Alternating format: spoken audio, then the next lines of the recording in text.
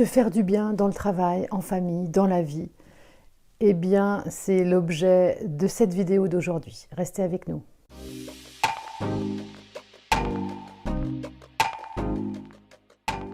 Bonjour à vous qui aimez les psys et qui ne le saviez pas. Aujourd'hui, une nouvelle vidéo qui s'intitule « Il n'y a pas de mal à se faire du bien », qui fait partie de l'onglet Travail de la chaîne Psycho pour tous.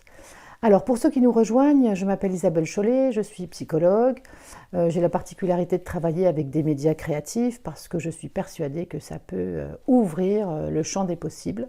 J'interviens beaucoup avec des équipes et dans ce cadre-là, je me suis rendu compte que finalement, eh bien, on ne parlait pas souvent de ce qui allait, on parlait beaucoup de ce qui n'allait pas. Pour exemple, je suis intervenue dans une maison de retraite assez récemment et j'ai travaillé avec l'équipe sur l'arbre de vie. L'arbre de vie, vous pouvez voir éventuellement une vidéo, alors je ne sais jamais si c'est là, vous pouvez voir une vidéo de l'arbre de vie où en fait l'idée c'est de pouvoir connecter les personnes au plein et non au creux. Donc on va parler de leurs besoins, de leurs compétences, de leurs ressources. Et souvent, donc, les compétences que l'on se reconnaît ou que l'on nous reconnaît sont écrites dans le tronc de l'arbre qu'on a dessiné au préalable. Et très souvent, je me rends compte que finalement, les personnes ont beaucoup de mal à remplir ce tronc. Notamment, une fois, une personne m'a dit, quand j'ai donné la consigne, voilà, donc ce sont vos compétences, vos qualités, à la fois que vous vous reconnaissez et que l'on vous reconnaît. Et là, une personne du groupe dit « Ah, parce qu'on en a ?» Et ça m'a beaucoup interpellée, ça m'a beaucoup surprise, et je me dis « Mais finalement, c'est vrai que les personnes n'arrivent pas à connecter leurs compétences, parce que finalement, on ne leur dit pas souvent ce en quoi ils sont compétents.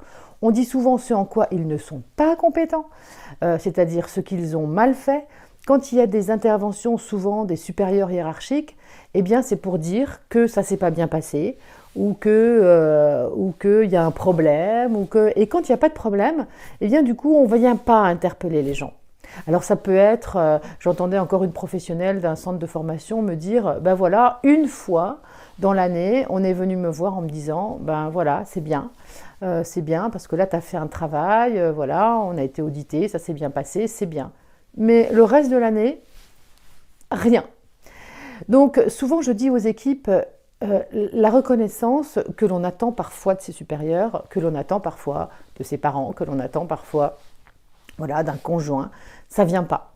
Donc se dire, ben, comment est-ce qu'on va pouvoir, au niveau des pairs, dans une équipe, eh ben, prendre ce temps-là.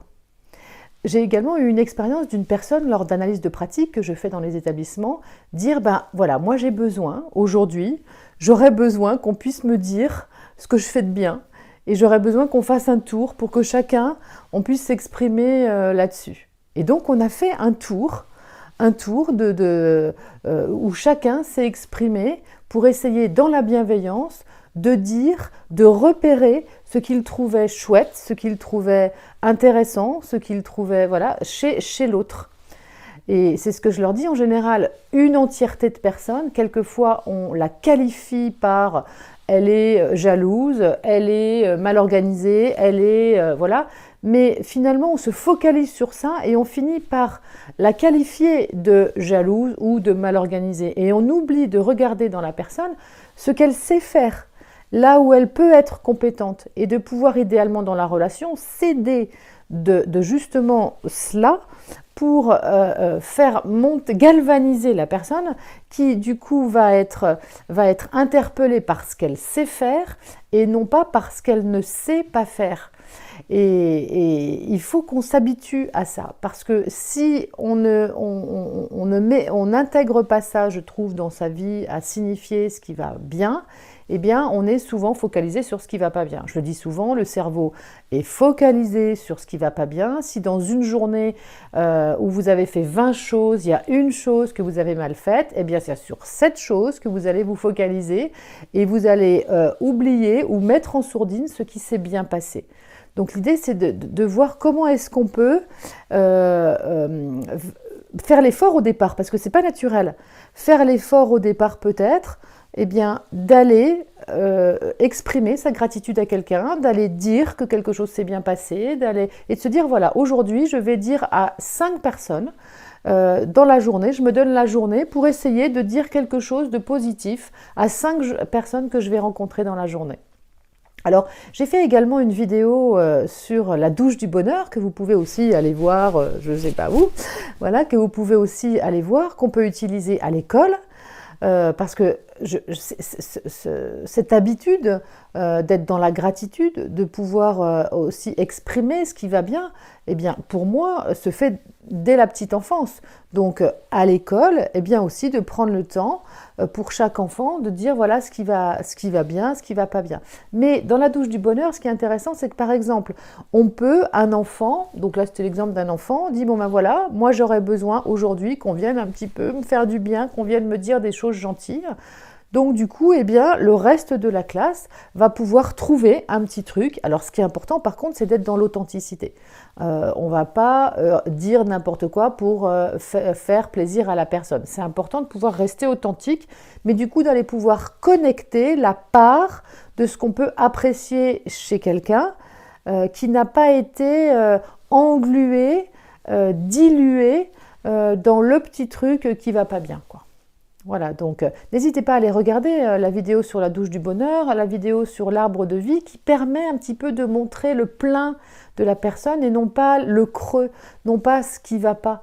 Et du coup, si dans le regard de l'autre, eh bien, on sent qu'il y a de la reconnaissance, eh bien, du coup, ça va nous permettre peut-être de nous donner la force d'aller faire des choses qu'on ne sait pas trop bien faire parce qu'on sait que voilà, il a pu avoir à un moment donné un regard positif sur nous. Hein. Donc, si vous avez aimé cette vidéo, n'hésitez pas à la partager, n'hésitez pas à actionner le bouton j'aime, vous abonner. Et n'hésitez pas non plus à mettre en commentaire éventuellement ce que vous aimeriez qu'on vous dise ou l'expérience que vous avez eue de partager des choses positives et de voir comment la relation a pu changer. Ce qui est intéressant dans les commentaires, parce que n'oubliez pas que la chaîne Psycho pour tous, c'est aussi un peu une chaîne collaborative, eh bien, c'est que quand vous allez mettre les commentaires, eh bien, du coup, les autres vont trouver peut-être des idées que je n'ai pas, parce qu'évidemment, vous avez des compétences que je n'aurai jamais, et inversement. C'est ce que je dis aussi aux personnes quand j'interviens. Et donc, du coup, ça va aider-nous, aidez-vous pour se dire, voilà, comment est-ce qu'on peut se faire plus de bien au travail? Qu'est-ce que vous avez trouvé? Qu'est-ce que vous avez fait? À bientôt pour une nouvelle vidéo. Au revoir.